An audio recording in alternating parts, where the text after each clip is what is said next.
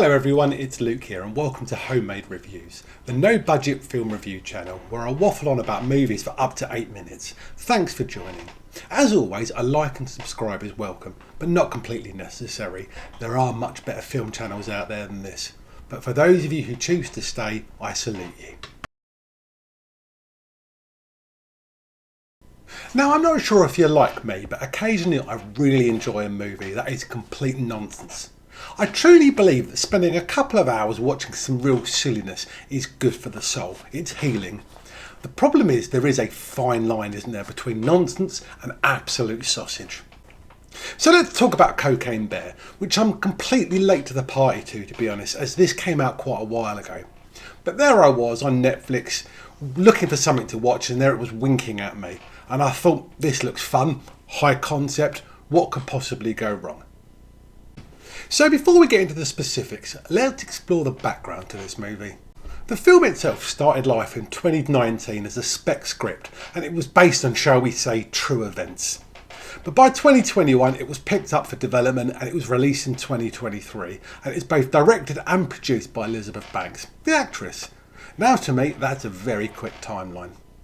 The film was based on a 1985 incident involving a £200 black American bear that was found dead from an overdose in the Georgia forest. Now, investigators searching for cocaine dropped by an airborne smuggler found a ripped up shipment of the sweet smelling powder and the remains of a bear.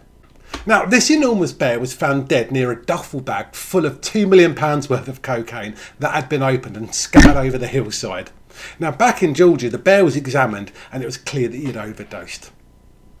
Now, this strange discovery was front page news and garnered loads of jokes from about the bear like Snow Bear and Pablo Escobar.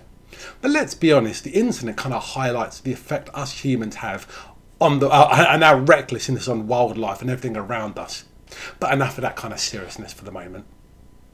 So this self-styled comedy action film obviously deviates from the original story. Yes, there's a shipment of cocaine, yes there's a bear, and the rest is absolute fiction. So the plot itself is very straightforward. The film imagines what may have happened if the bear hadn't died, but instead got bang on the marching powder and he wants to fill his snout with more of the white stuff.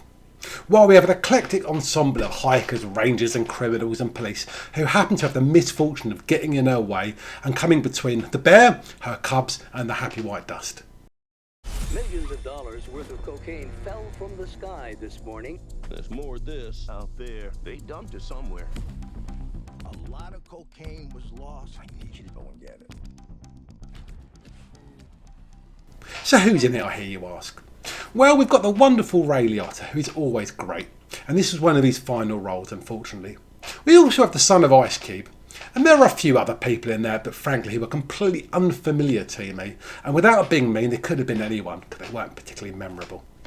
So let's look at the good stuff. Well, the running time was 96 minutes, and that's a rare treat to deliver a movie within a reasonable time frame. Now, I also love the snakes on a plane high concept. The name of the movie really does make you want to watch it, doesn't it? You know what you're going to get. The actors themselves are clearly in on the joke as well. They realise that they're not creating something incredibly highbrow. They know what they're making here. And luckily it's really backed up some really good effects. It really worked well for me, and visually it was a real treat.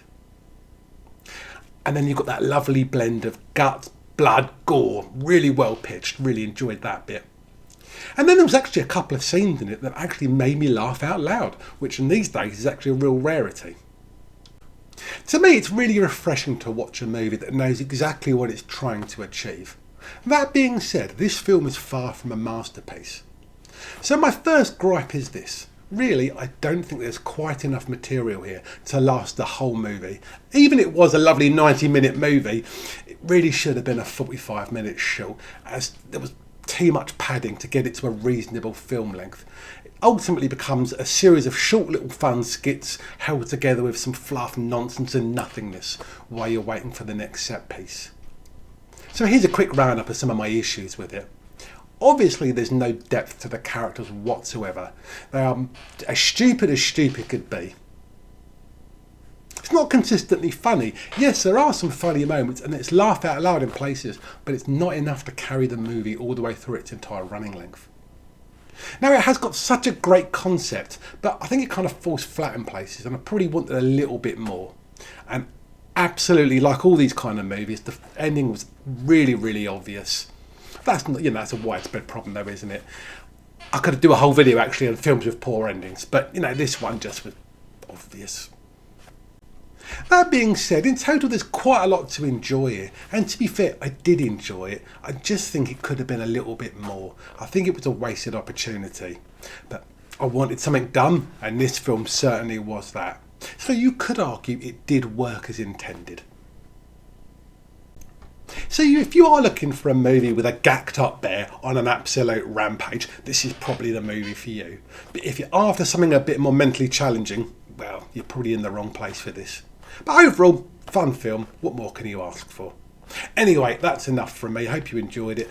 Don't be afraid to like and subscribe. Leave a comment. What did you think? And I'll see you all on the next.